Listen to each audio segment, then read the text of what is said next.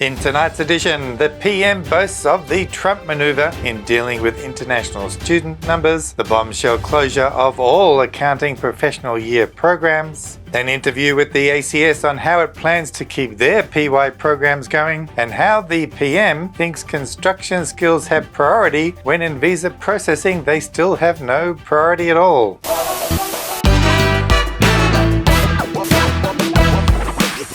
Hi, I'm Karl Konrad and welcome to the weekly edition of Australian Immigration News. This channel is proudly brought to you by Australian Immigration Law Services, the company I founded more than 26 years ago, right here in the heart of Sydney. This week, Prime Minister Anthony Albanese appeared on the ABC's Q&A program as part of his pre-election campaign. However, when it comes to immigration matters, it appears he not only lacks a clear understanding of the situation on the ground, but also has shown support for questionable Trump-like maneuvers to bypass our democratic processes. To begin with, there is a notable lack of awareness regarding the realities affecting the Australian community. One of his most prominent pledges has been to build houses, ensuring that people can secure a home as quickly as possible. His website states, "That's why National Cabinet has agreed to an ambitious new national target to build 1.2 million homes over 5 years from the 1st of July 2024. And we're providing billions of dollars to help get there. In all, in fact, $5 billion according to this webpage." However, on the Q&A program on Monday, he thinks construction workers have been given processing priority for skilled visas. The second area of immigration is in skills. We've prioritised construction skills. The viewer spoke about housing.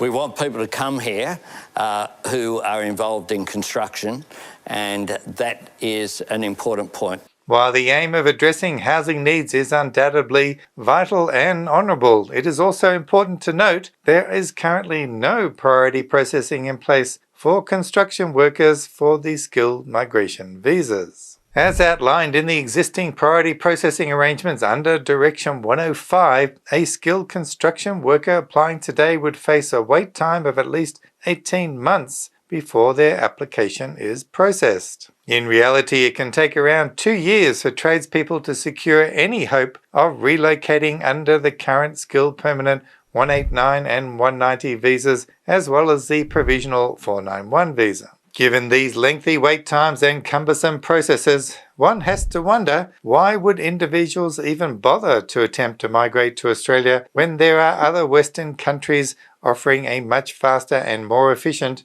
immigration system? Many of our viewers will remember the story we covered about the mysterious Direction 109. Direction 109 briefly appeared on the Immigration Department's website on September 19th last year, replacing Direction 105. Under this directive, construction workers were to be prioritised on an equal footing with professions in education and health.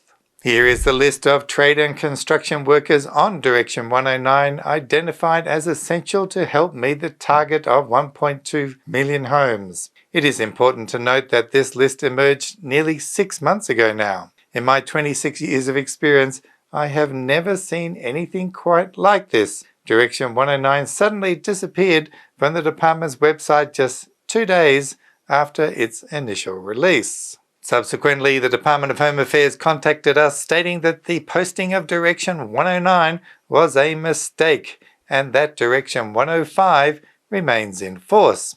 Unfortunately, it appears that the Prime Minister believes Direction 109 is still active. By now, you may think that Tony Burke or someone in the Immigration Department would have recognised the Prime Minister's gaffe on Monday and promptly signed off on Direction 109 to restore it on the website, sparing his boss any embarrassment. However, nearly a week has passed and Direction 109 remains conspicuously absent. The unfortunate reality is that the Australian public has been misled into believing that these construction workers are on their way, with express processing to help alleviate the housing crisis. Regrettably, the truth is that we are unlikely to see them arrive for quite some time. If the previous points didn't already demonstrate that the Prime Minister appears to be living in a bubble of migration misinformation, his recent comments about international students certainly add to the concern. He boasted about bypassing our sacred democratic process, which raises significant questions about the integrity of immigration policy making and the treatment of international students. On immigration, particularly when it comes to housing, 3 quick points. One is that the biggest thing that you could do, area where you could reduce the amount, is in students, because some of that, frankly, was being abused. We tried to do that through legislation. Peter Dutton opposed that, so it wouldn't go through. It didn't go through the Senate, so we've done it another way. That last comment is so important, so let's put it up on the screen. The biggest area you could reduce was in students, because some of that, frankly, was being abused. We tried to do that through the legislation, but Peter Dutton opposed that, so it wouldn't go through. It didn't go through the Senate, so we have done it another way. The government has reduced the number of international students based on allegations that many of them are dodgy. However, no figures have ever been provided to substantiate that claim. The Labor government's policy of reducing student numbers has had a significant cost for our education sector. This was highlighted by Luke Sheehy, the CEO of Universities Australia, during his address at the National Press Club this week. I'll tell you this much, don't take a sledgehammer to international students while we've got structural underfunding in our teaching and learning and research activities like we saw last year, which saw at least 70,000 fewer student visas in the system, which caused $4.3 billion of economic harm to the country, will cost the country $19 million a day, and brought some of our regional universities and universities in our outer growth suburban areas to their knees. Labor's initial attempt to eliminate international students failed spectacularly, with Peter Dutton aptly referring to it as a dog's breakfast. It's a dog's breakfast, let's be honest about it. So in response, the Prime Minister and his team resorted to a Trump-like tactic. While Trump utilises executive orders, the Labor government employs legislative instruments to bypass the Senate. This approach is not only dodgy, but arguably worse than the so-called dodgy students they are attempting to exclude. Peter Dutton opposed that, so it wouldn't go through. It didn't go through the Senate, so we've done it another way. Is this really the democracy we want to see in Australia? I think most of us would agree we do not. This week, the professional accounting bodies CPA Australia, Chartered Accountants Australia and New Zealand, and the Institute of Public Accountants dropped a bombshell announcement. They stated that all of their professional year programs will be closing next week, as outlined in their joint press release. Their media release headline reads, "Accounting bodies left with no option but to cease accounting professional year program for international students." The professional accounting bodies have made it abundantly clear that the Labor Party is to blame for the shutdown of their professional year programs. This is a significant accusation against the government and highlights another example of education-related jobs being sent to the scrap heap. The release goes on to say, despite our persistent efforts to engage with the government and the offices of the Minister of Home Affairs, Minister for Immigration, Minister for Education, and Minister for Skills and Training, no action has been forthcoming, and the accounting bodies have agreed they have no option but to discontinue the Accounting PYP program. New enrolments in the program will cease from the 5th of March 2025, and the program will conclude all activity no later than the 1st of May 2026. This unified stance amongst the professional bodies demonstrate a collective outrage towards the government's actions. In contrast, the Australian Computer Society's professional year program continues to see high demand amongst international students and has not experienced the same enrolment decline as the accounting program. This disparity can largely be attributed to the difference in the migration skill assessment process. Most international students pursuing accounting do not require the Accounting PYP program to secure their skill assessments. In contrast, the majority of IT students must complete the ACS program to meet the requirements for their skill assessments. While they can gain these assessments through 12 months of relevant work experience, finding suitable jobs in the IT sector can be quite challenging. Yesterday, I had a chance to speak with Siobhan O'Sullivan, the Chief Operating Officer at the Australian Computer Society, to gauge how this shock accounting PY program end will affect their PY models. All right, Siobhan, thanks for coming on the program today. That's okay. How are you? Oh, good. You been well? I'm being well, thank you. And you too? Yeah, good. Good. So a bit of a bombshell from the accounting bodies this week in quite a public media statement. Were you guys expecting that to come out?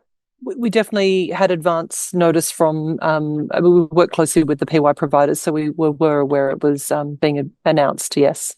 Yeah, so from the ACS perspective then, even if points are taken off for the PY program, do you see that as being an impact upon what you're delivering?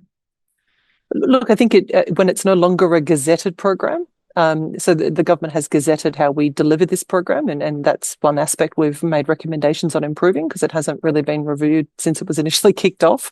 So there's one aspect around that. If points are not attributed to it, there is still benefit to be gained from the work readiness content. Both employers and employees see that. Will the demand for that program perhaps be, impacted by that? I'm sure it will. But hopefully we can, curate the program in a manner which meets adult pedagogy and, I suppose the delivery modes that are more reflective of students today than when the program was originally gazetted, to ensure that we still deliver. We still foresee us delivering a program on work readiness. There's still a market for that.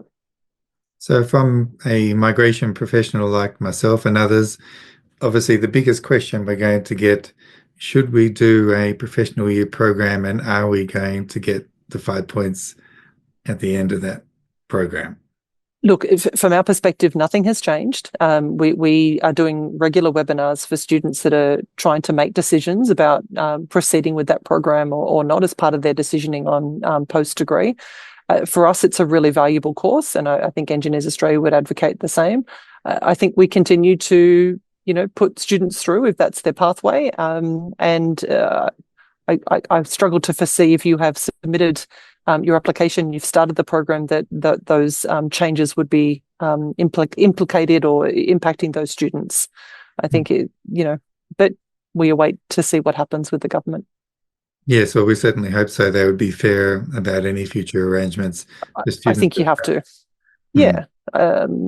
So look, we do a report every year, what we call a destination survey, as does EA and as did PY Accounting, just to really measure, when you've done this course, did you get a good outcome? And data each year gets better and better.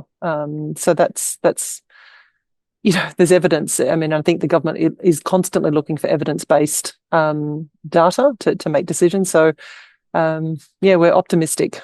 But yeah, we're still enrolling students month by month. Students are graduating month by month, and students are getting employment in IT month by month. So that's our care factor. No, that's good to hear. Well, thanks for coming on the program today, Siobhan, and I'm sure our viewers will be maybe relieved to hear some of your comments, and we'll just have to see how it all pans out. And happy to come back whenever decisions are made. Thank you. Much appreciated. We'll talk again. Yep, I certainly will. Thanks, Karl. Bye-bye. Okay, bye-bye. Thanks again, Siobhan, for coming on the program to share your valuable insights. We did ask Engineers Australia to provide some feedback as to how they see their PY programs being delivered in the future, but they came back to say they could not find anyone to make a comment. Well, that's the end of another busy week here at the channel. Remember, if you need help, we are always here. You can book a consultation online, or if you're in a hurry, just pick up the phone. As always, take care out there, and I will see you next time. So bye for now.